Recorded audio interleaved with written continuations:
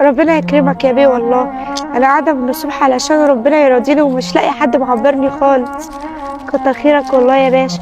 حاضر، بس على فكره في مشكله، المناديل دي طلعت بريحه وانا مش بحب المناديل اللي بريحه والله. ليه يا باشا؟ ده والله ده المناديل دي جميل. ايه ده؟ كل ده يا عادل واقف بترغي مع واحده بتاعت مناديل؟ ناقص كمان تيجي تقولي معجب بيها، ما انت ما بتعجبش غير بالاشكال دي. انا كل اللي معايا كده والله. طيب معلش انا مش هقدر اشتري مناديل والله عشان بتتعبني، اديك فلوس طيب؟ لا لا شكرا، انا ما باخدش حاجه من حد، انا ببيع بس. طيب محتاجه اي حاجه؟ شكرا يا باشا. انت اسمك ايه؟ اسمي ندى. طيب يا ندى بعد اذنك، اتفضل. انت متجوزه يا ندى ولا مخطوبه ولا حاجه؟ ليه حضرتك بتسأل ليه؟ بسأل عادي والله، مجرد سؤال مش اكتر.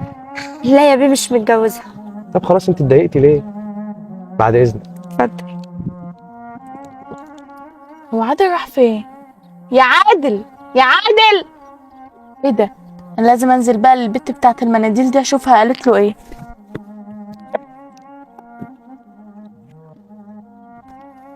5 جنيه؟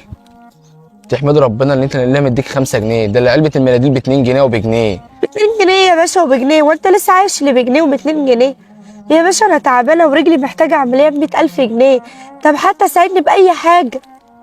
وانا مالي هتعملي عمليه ولا ما تعمليش عمليه؟ انا شاغل بالي ليه؟ استغفر الله العظيم يا رب. مناديل يا هانم. انت يا بنت كنت واقفه مع سيدك عادل ليه وعماله ترغي وتلوكي معاه؟ انت فاكره ان هو هيبصلك؟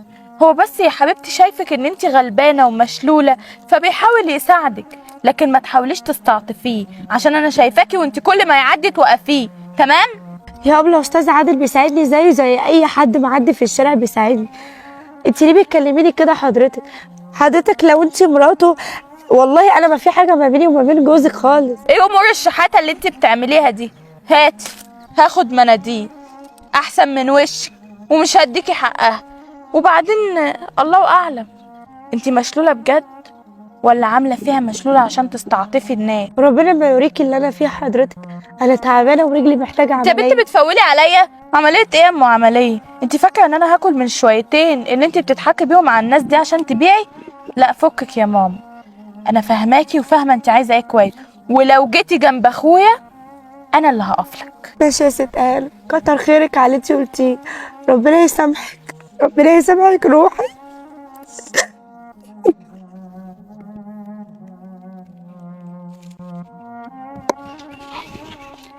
ايه ده؟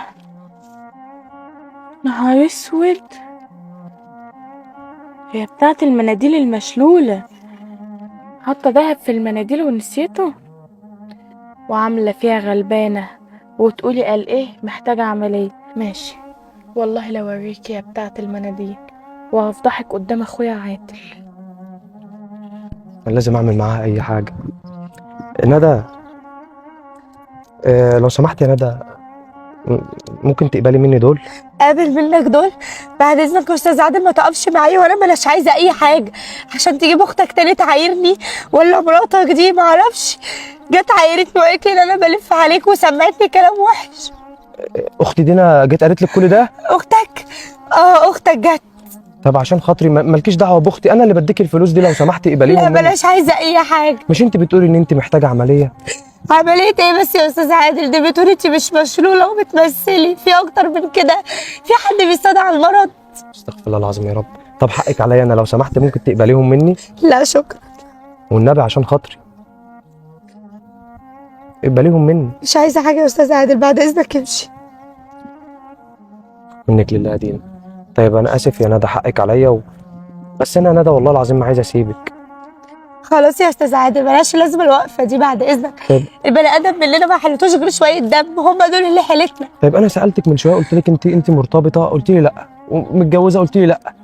عندك مشكله يعني ان انا اتقدم لك؟ بالحلال والله وعلى سنه الله ورسوله. وعلى فكره انا هعمل لك عمليه والله العظيم، وهتبقي ماشيه على رجليك وهتبقي زي العسل. قلت ايه؟ يا استاذ عادل انت فاهم حضرتك بتتكلم في ايه؟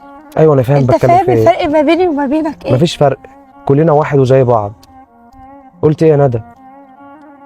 مش عارفه اقول لك ايه بصراحه. كسوف علامه الرضا. خلاص انا بس الاول هجيب لك حقك من الحربايه اللي هناك دي، وانا هجيلك. ملوش لزوم يا استاذ عادل، خلاص عشان ما يحصلش مشاكل ما بيني وما بينها، بالله عليك. والله ابدا مش هسيب حقك ابدا، وهجيلك واعملي حسابك ان انا هجيلك. ماشي يا استاذ عادل. وخدي بعضك وروحي دلوقتي. حاضر. مش البنت اللي قاعده ديت هي اللي بتوصلك؟ تعالي يا جنى روحيني يلا.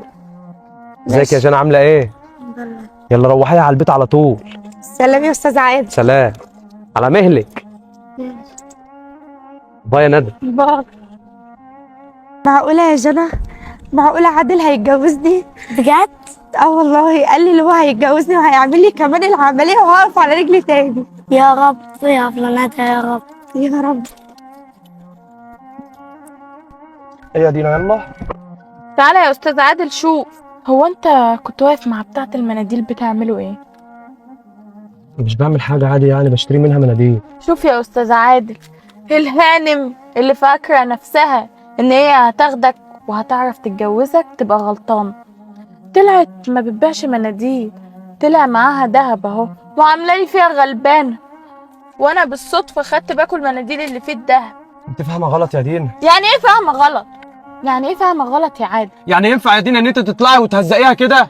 ينفع، علشان انت عمرك ما هتتجوز واحدة زي دي. في حاجه غلط انت مش فاهماها، اما اروح البيت هبقى فاهمها لك. لا انا عايزة افهم بقى يا عادل. مالكيش دعوه يا دينا، ويلا بينا عشان نروح. هو ايه اللي مالكيش دعوة؟ دينا فكك. لا فهمني. مالكيش دعوه، دي حياتي وانا بحب ندى وما تزعلهاش تاني. وانا مش هسمح لك يا عادل انك تتجوز واحده بتاعت مناديل. انت عايز تقلل مننا، عايز تنزل من مستواي. اصحابي يقولوا ايه؟ ما يقولوا اللي يقولوه، اهم حاجه انا هختار اللي قلبي اختارها. تختار ايه؟ واحده بتاعت مناديل ومشلوله. انت متخيل صحابي لما يجوا الفرح هيقولوا عليا ايه؟ ما تجيش الفرح انت واصحابك. يعني ايه يا بابا عندك شغل؟ يعني الشغل اهم من عيالك؟ بقول لك عادل هيتجوز واحده بتاعت مناديل. ايوه هيفضحنا وسط العيله كلها. ايوه مش مصدقة نفسي طبعا، انت فاهم يعني ايه؟ انا حاسة انا بحلم. طب ماشي خلاص انا مستنياك. ماشي تمام، باي باي. جنى عادل جاي النهارده عشان نكتب كاتب الكتاب. بجد انا مبسوطة اوي يا فلانات. انا اللي مبسوطة قوي، انا طايرة من الفرح.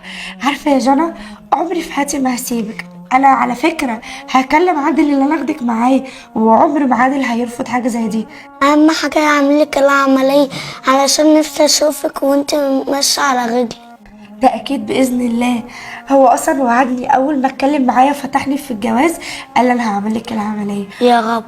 هو بصي اصلا عادل راجل قوي وقد وعده في كل حاجة بصراحة.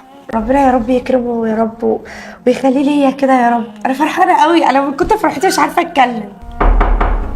الباب بيخبط، اكيد عادل، قومي افتحي له بسرعة يا جنى. ازيك يا عم عادل عامل ايه؟ ازيك يا جنى عامله ايه؟ الحمد لله. امال ندى فين؟ ده ازيك يا ندى عامله ايه؟ الحمد لله، انت عامل ايه؟ الحمد لله. انت ما تعرفيش انا قلت لدينا ايه، وبجد زعقت لها وبهدلتها يعني على اللي عملته طب معاكي. ليه كده ليه؟ لا لا يا عادل، انت كده هتدخلني على مشاكل عليه. بالله عليك يا عادل راضي اختك، اهم حاجه تراضي اختك. رضايا انا من رضايا يا عم. شوف انت بتقولي ايه وهي بتعمل ايه. ايوه طبعا ما ينفعش تزعق لها، علشان انا مهما كان كمان شويه ابقى مراتك، بس برضك دي اختك. كمان شويه امتى؟ لا احنا كل حاجه هنخلصها النهارده. اعملي حسابك ان انا هاخدك وهتبقى احلى زفه النهارده، وهجيب لك الفستان اللي انت نفسك تلبسيه. شوفي انت اي فستان ان شاء الله لو ب 20,000 جنيه هجيبهولك. بجد انا مش مصدقه نفسي يا لهوي. وباذن الله بعد الفرح على طول هعمل لك العمليه، وشوفي ايه المطلوب كله وان شاء الله هنعمله. حلمي يا عادل، حلمي اللي انا ارجع امشي تاني. ما تقلقيش. المهم بقى انا عايزك تظبطي نفسك كده عشان شويه وهلبس واجيلك. خلاص تمام ماشي؟ ماشي. الف مبروك. الله يبارك فيك. يلا عايزه اي حاجه؟ لا شكرا. بعد اذنك. باي. الف مبروك يا عروسه. الله يبارك فيك يا عادل. ربنا يقدرني كده واقدر اسعدك. انت والله اللي انت عملته ده ولا في الخيال، انا حاسه انا بحلم. انت تستاهل اكتر من كده يا ندى. المهم اول ما دينا تيجي، علشان خاطر على ما اظن يعني ان هي عرفت خلاص، لان حد اتصل بها وقال لها. انا خايفه قوي. مش عايزك تتكلمي معاها ولا اي حاجه. ماشي؟ حاضر. سيبيها تقولي اللي عندها، وفي الاخر انا عارف ان هي هتسيبني وتمشي. لان انا عملت حاجه بالنسبه لها هي حاجه ما ينفعش خالص ان الواحد يعملها يعني. بس انا يعني اخترتك انت يا ندى علشان بجد انا بحبك، وعمري في حياتي ما هتخلى عنك ولا هسيبك ابدا. ربنا يخليك ليا يا رب يا عادل. الظاهر ان الدنيا جت الباب بيخبط، انا هقوم افتح لها وزي ما قلت لك. ماشي؟ انا خايفه. طب حاول تهديها شويه. ما تخافيش، سلام على الله. يا رب يا رب استرها يا رب، انا خايفه قوي. حاضر جاي. انت برضه يا عادل عملت اللي في دماغك؟ بدل ما تقولي لي الف مبروك يا عادل، ألف مبروك ايه؟ ايه رايك ألف في البدله؟ نيلة وسواد. ايه رايك في البدله؟ ادخلي باركي لندى. بالله عليك يا دينا لو سمحت. بصي أنا يا مش هقدر يا عادل، مش هقدر. يا دينا لو سمحت، إزاي؟ هي مقطوعه من شجره يا دينا، وبعدين عادل. هي يعني خلاص، احنا والزمن عليها. أنا كان نفسي أشوفك بالبدلة بس مش مع دي. إزاي يعني؟ ده بس البدله شياكه، والله شياكه. خلاص بقى، قلبك ابيض وانا بحبها يا دينا. أنت يعني هتكون مرتاح كده؟ يعني انت تكرهي ان اخوكي ياخد اللي بيحبها؟ يعني أنت راضي بالفرح السكيتي اللي ما حزمتش فيه حد ولا حتى أختك حضرته يا عادل؟ انا عارف ان انا لو عملت فرح يا دينا هيتقال بقى ده اتجوز واحده بتبيع مناديل ومش عايز اعلي صوتي علشان خاطر ما تزعلش. انا بحبها. يعني أنا كنت مستنية اليوم اللي أنت هتتجوز فيه في الآخر. خلاص بقى ملوش لازمه الكلام ده والنبي، عشان خاطر اخوك لو بتعزيني وبتحبيني. انت اللي ليا، وانت عارفه ان ابويا مسافر وسايبنا، فادخلي قولي لها كلمتين حلوين وباركي لها. خلاص يا عادل، أنت اخترته وربنا يصلح حالك، ده ربنا اختيارك يخليك. في الأول وفي الآخر. يلا تعالي، ما تخافيش يا ندى. ألف مبروك يا عروسة. انا جاي تقول لك كلمتين حلوين يعني. حبيبتي الله يبارك فيكي. ربنا يتمم لكم على خير وإن شاء الله تعيشوا مع بعض سعداء بإذن الله. وانت يا عادل ما تزعلهاش. انا عمري في حياتي ما حبيبتي يا زعلت. دينا ربنا يخليكي ليا يا رب. انا كان نفسي من زمان يبقى لي اخت، وما صدقت ان انت رضيتي كده عني وعن الجوازه دي، وانت من النهارده اختي خلاص والله. ده انا لو- بالنسبه ده لو لي انا طول يعني. انت اهم حاجه بس تخلي بالك من اخويا وتحطيه في عينيكي. في عينيا انا مش عايزه اي حاجه اكتر من كده. وبعدين احنا هنروح فين يعني؟ ما انت كل يوم هتجيلنا، هو احنا خلاص؟ طبعا. اكيد اي نعم، انا ما كنتش موافقه على الجوازه وممكن اكون كنت معقده الدنيا شويه، بس هي غلبانه وتستاهل يا دينا. بس طالما هو اختار واختارك يبقى اكيد انت حد كويس، عشان اخويا ما بيختارش حاجه وحشه. وبعدين مش هيفرق معاه بقى يقولوا اتجوز واحده بتاعت مناديل ومش عارف ايه. سيبك من الكلام ده كله، انا اخترت اللي بحبها، وقلبي ده انا عارف ان هو عمره في حياته ما اختار حاجه غلط ابدا. وان شاء الله تعملي العمليه وتقومي لنا بالسلامه. يا رب يا رب. دي اللي انا هتصني دي. باذن الله. اقعدي انت كلي معانا. لا همشي بقى، اسيبكم لا لوحدكم. ازاي تمشي؟ لازم تقعدي تاكلي والنبي اللي معانا. تقعدي تاكلي لا معانا. مش هينفع بقى، اسيبكم لوحدكم. طب هتيجي بكره طيب؟ ان شاء الله. باي خلاص انا باي. مستنياكي. سلام. انا هوصلها واجيلك يا ندى. خلاص ماشي. خلي بالك منها يا عادل، ممكن اكون انا كنت فاهمه غلط وكنت باصه بطريقه تانية. هي باينه عليها غلبانه وطيبه والله العظيم غلبانه وتستاهل كل وربنا خير. يصلح حالك. انا بالنسبه لي اهم حاجه انت تكون مبسوط.